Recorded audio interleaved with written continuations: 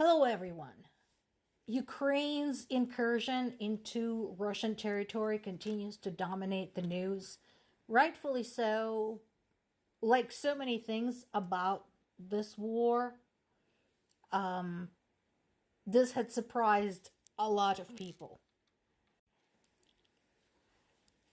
And multiple sources are saying that while they have some general idea as to what is going on, any type of information about the numbers of people and units of equipment involved, all of that right now is kind of sketchy. Once again, because we are talking about military operations, we're talking about a war. So what we do know that there were some evacuations from the region. I don't know why Russians didn't evacuate people from Kursk and Belgorod regions to begin with. And we talked about this some in the past because both of those and Bryansk regions are adjacent to Ukraine. So for the last, I think even before the full-scale invasion, so for the last 3 years roughly, Russia has been using those as the staging ground for the war in Ukraine.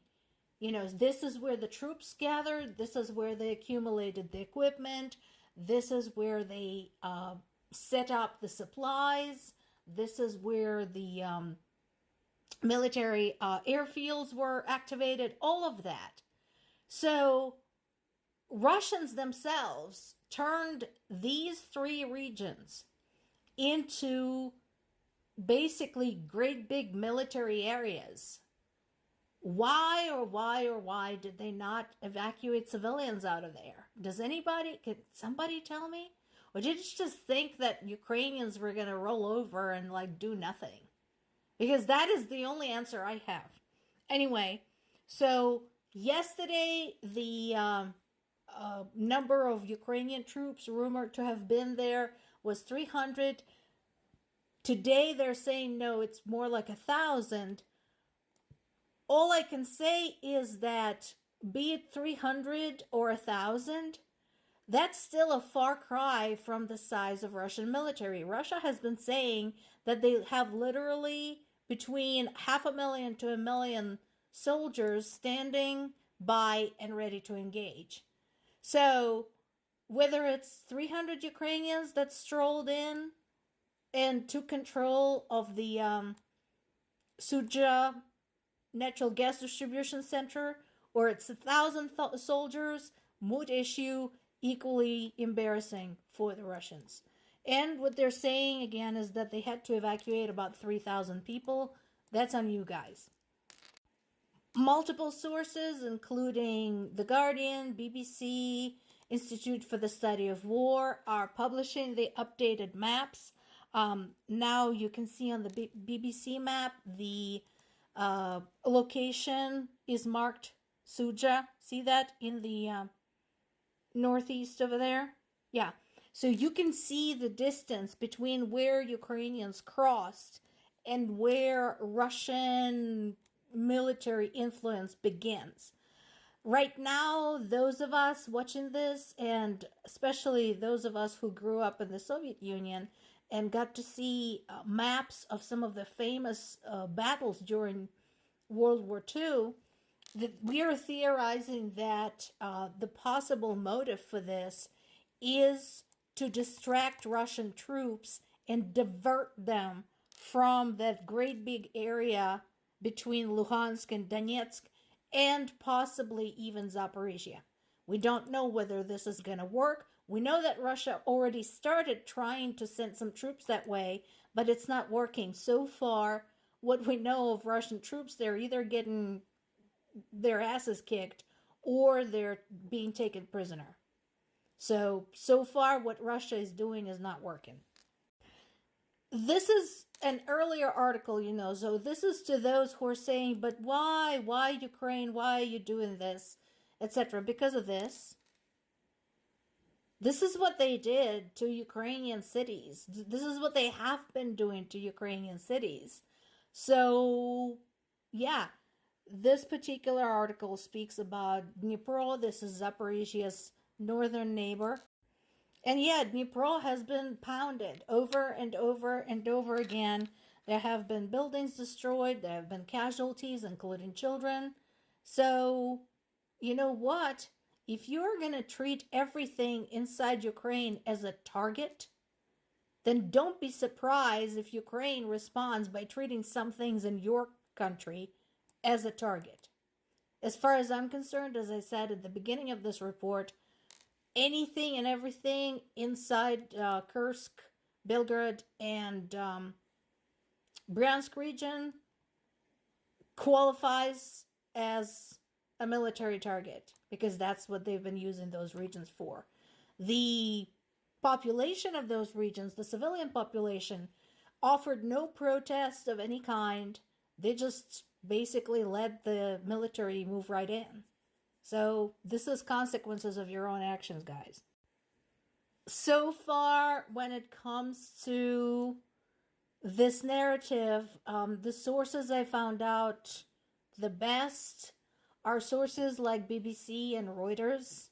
If you can find anything else good, please let me know. I'm waiting for the Institute for the Study of War to update their maps. They're usually pretty good, but as I mentioned before, their articles are extremely long. It's good information. They're good, they're detailed, etc. But, you know, if you just want a quick look, as I said, BBC and Reuters are both good sources. This headline from BBC got me to chuckle. You think? Sweetie, you're a little bit behind times, about 2.5 years worth. Because if you haven't noticed, this war hasn't been going to plan for Russia for quite some time now.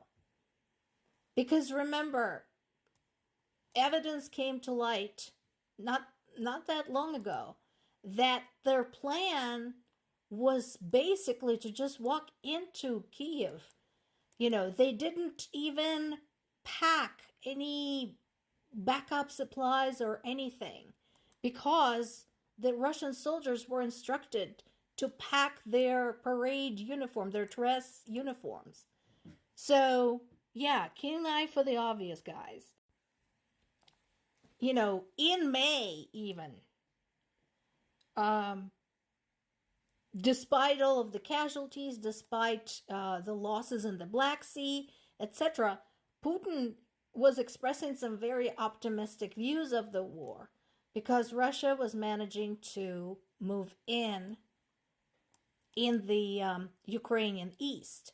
Well, now Ukrainians have posed them a challenge because they can't be both places at the same time. It's possible that having given Russians a nice, great big scare, Ukrainians are just going to withdraw from the Kursk region. But not before they, like I said, they have, you know, incited some havoc among the Russian troops. This is from Kyiv Independent, as I mentioned before. While it's true that Ukrainian sources are biased in favor of Ukraine, first of all, can't blame them. But second, they get their news sooner because they're geographically closer. So, as I mentioned before, do look up Ukrainian sources and find out what they're saying, because you might even get some news bits before they even make it as far as the British and American sources. And once again, it's talking about the fact that this move into the Kursk region comes at a very difficult point in the war, because Russians have been really pushing Ukrainian troops in the east and ruthlessly shelling Ukrainian civilians. So right now, all eyes are on the Kursk region.